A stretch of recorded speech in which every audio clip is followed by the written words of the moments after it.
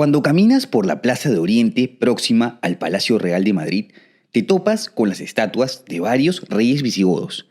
Y es que aunque esta estirpe sea ajena a la esencia latina de la actual España, lo cierto es que fundaron el primer reino unificado en la península ibérica, por lo que muchos españoles lo consideran como el inicio de la vida monárquica de su país. ¿Quiénes fueron los visigodos y cómo se desarrolló este reino considerado por muchos como el germen de la nación española? ¿Te interesa? Dale, entonces quédate hasta el final del video, pero antes no te olvides de suscribirte al canal. Créeme que me ayudarías muchísimo.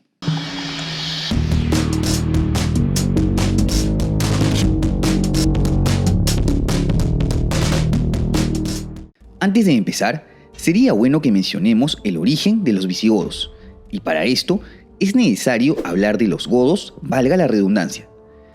Este fue un pueblo germánico oriental cuyo origen se estima entre el mar Báltico y la isla sueca de Gotland. Los godos hablaban el idioma gótico, el cual pertenecía a la extinta división de las lenguas germánicas orientales, por lo que estarían emparentados lejanamente con los actuales alemanes o suecos. Las dos principales ramas de este pueblo fueron por un lado los ostrogodos, quienes se establecieron en una primera instancia al este del río Níster y que con el tiempo propiciaron la caída de Roma para fundar a la posteridad el reino ostrogodo de Italia. Por el otro, están los protagonistas de este video, los visigodos, quienes también participaron en los saqueos de Roma hasta propiciarles un duro revés en la batalla de Adrianópolis. No obstante, los visigodos se caracterizaron por compenetrarse progresivamente con la cultura romana al punto de aprender su lengua y adoptar el cristianismo, aunque en una primera instancia en la versión del arrianismo. Bajo estas creencias, los visigodos rechazan la Trinidad, así como la divinidad de Jesucristo, atribuyéndosela únicamente al Dios Padre. Más adelante, los visigodos llegarían incluso a pactar con un decadente imperio romano. El entonces emperador Honorio, al ver que la península ibérica era invadida por grupos germánicos como los vándalos y suevos, así como los iranios alanos, quienes fundaron sus propios reinos, ofrece al rey visigodo Balia en el 418 un territorio en la Galia en calidad de foedus o federado. Es decir, se fundaría un reino no considerado como una colonia romana y en donde sus habitantes carecerían de la ciudadanía romana, pero se les cederían amplias tierras y autonomía dentro del imperio a cambio de su apoyo militar. Dicho y hecho, durante las décadas siguientes, alanos y vándalos son expulsados, quedando únicamente los suevos, a quienes arrebataron un considerable territorio tras la batalla del río Órbigo. La capital del reino federado se establece en Tolosa, actual Toulouse, en el sur de Francia. Asimismo, ayudan a Roma en otros conflictos como en la batalla de los Campos Cataláunicos en contra de los hunos y sus aliados, quienes terminaron retirándose de la Galia. A pesar de esta victoria, la caída de Roma era ya inminente y se consolida en el 476. La desaparición de Roma es aprovechada por los visigodos para consolidar su independencia, aunque se dice que de facto ya la habían alcanzado hacia el 454. Los visigodos toman entonces los territorios romanos en la península ibérica, la cual era aún compartida por los suevos al oeste y los vascos al norte. Muchas de estas expansiones se dieron durante el reinado de Eurico, quien además instauraría el Código de Eurico, un conjunto de leyes inspiradas en el derecho romano. En cuanto a los pobladores de Hispania, eran aún en su mayoría hispano-romanos, es decir, que hablaban una lengua latinizada y seguían el catolicismo. Y a pesar de que eran más de 3 millones de hispano-romanos gobernados por una minoría de 200.000 visigodos, estos habían comenzado un proceso de desapego de Roma, quien desde inicios del siglo V perdía cada vez más influencia en la península. A esto se suma que, como ya se mencionó, los visigodos habían recibido bastante influencia romana al punto que las élites hablaban el latín. El reino se caracterizó por ser una monarquía electiva en lugar de una hereditaria, es decir, los reyes eran elegidos por un consejo denominado Aula Regia. El gran problema de este sistema es que los conflictos internos por el poder fueron el pan de cada día.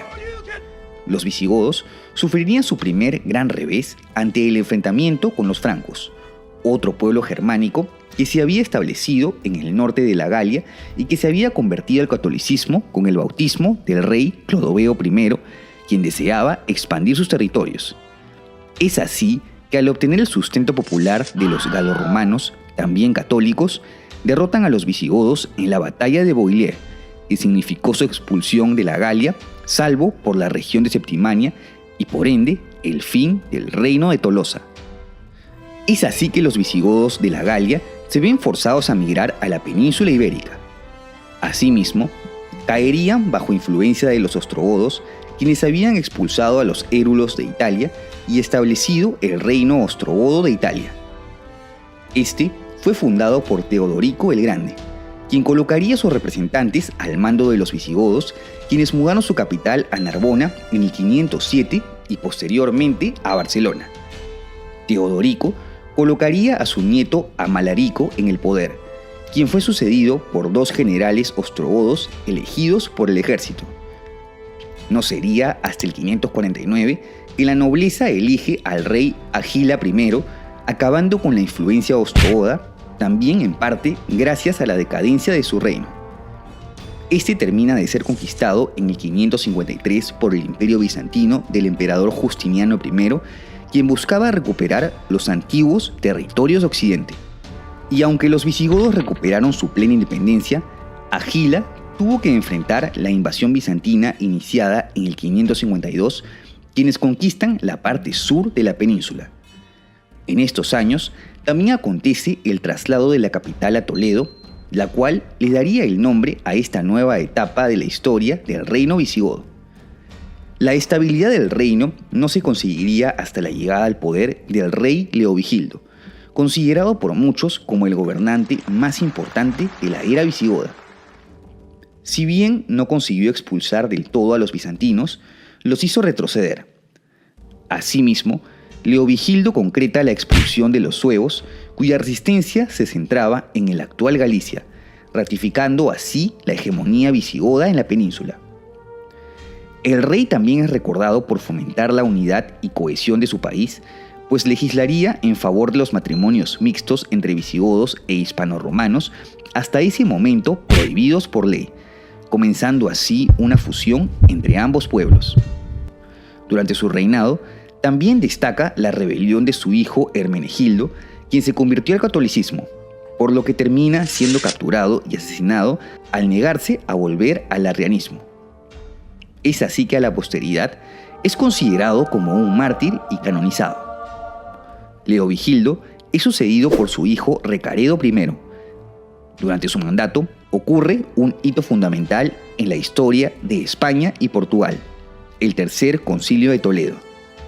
Resulta que en un intento de seguir el legado de su padre de concretar la cohesión del reino, decide convertirse al catolicismo, en vista que convencer a la abrumadora mayoría hispanorromana a hacer lo contrario no había sido viable.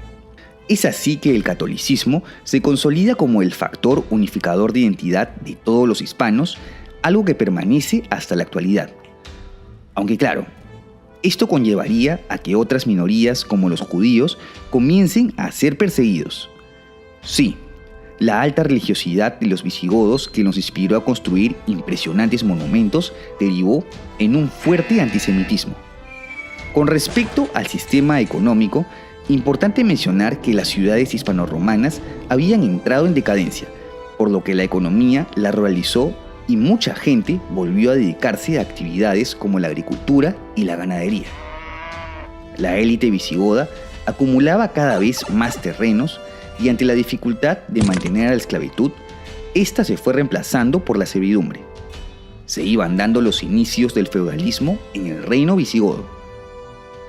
A inicios del siglo VII, el reino visigodo entró en crisis por causa de la incapacidad de la monarquía para cobrar tributos y de mantener su autoridad, por lo que la formación de facciones rivales se comenzaba a acrecentar. A pesar de esto, Se consiguen nuevos logros como la expulsión definitiva de los bizantinos, así como la derrota de los vascones del norte durante el reinado de Suintila. Se consigue así la unidad territorial de Hispania. El país contó con una organización territorial bastante similar a la que habían impuesto los romanos. Cada provincia fue gobernada por un dux, de donde proviene el nombre de duque. Adelantándonos a fines del siglo VII, luego del reinado de Wamba, considerado como el último buen rey visigodo, las luchas internas de poder entre la nobleza continúan afectando la política y economía del reino, al punto de que entra en una profunda crisis. En el año 700 llega al poder el joven rey Witiza. Como respuesta, un grupo de nobles proclaman a Rodrigo como rey, por lo que comienza una guerra civil. Los partidarios de Witiza acudieron al apoyo de una emergente potencia asentada en el norte de África, los musulmanes del califato omeya, con la idea de derrotar a Rodrigo, entregarles un botín y tomar el poder. Y vaya que no sabían a lo que iban. Los árabes aceptan y envían al gobernador de Tánger, Tariq ibn Ziyad, al mando de un ejército que cruza el estrecho de Gibraltar e incursiona en la península en el año 711. Es así que se da la batalla de Guadalete, la cual culmina con la muerte del rey Rodrigo y una decisiva victoria del califato omeya, facilitada por el debilitamiento y división del ejército visigodo.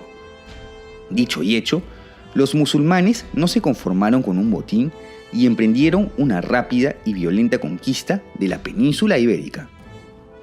Hacia el 720 cae Septimania, la última resistencia visigoda, lo que representó el fin del reino de Toledo y la instauración del valiato de Al-Ándalus.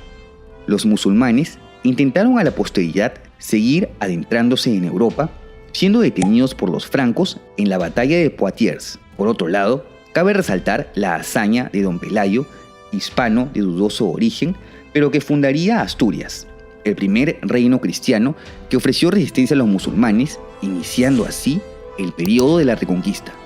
Se dice que a Asturias migrarían hispanorromanos, godos y celtas que dejaron de lado sus diferencias con un factor de identificación en común, el cristianismo, que consideraba a los árabes y bereberes musulmanes como invasores. En cuanto a los visigodos, que eran ya de por sí minoría, su idioma desaparece hacia el siglo X y con ellos su esencia adherida a la hispanorromana. Como ves, el reino visigodo fue el germen de la nación española, los primeros reyes de Hispania que no pasan desapercibido en la historia de la madre patria. ¿Conocías acerca del primer reino hispano? No te olvides de dejar tu comentario y si te ha gustado este video, apóyame con un like y suscríbete a mi canal. También puedes seguirme en mis redes y si te interesa apoyar este proyecto, cualquier donación en Patreon en donde podremos hablar de historia será bienvenida. Además, puedes encontrar contenido exclusivo en mi plataforma elmapadesebas.tv. ¡Hasta la próxima!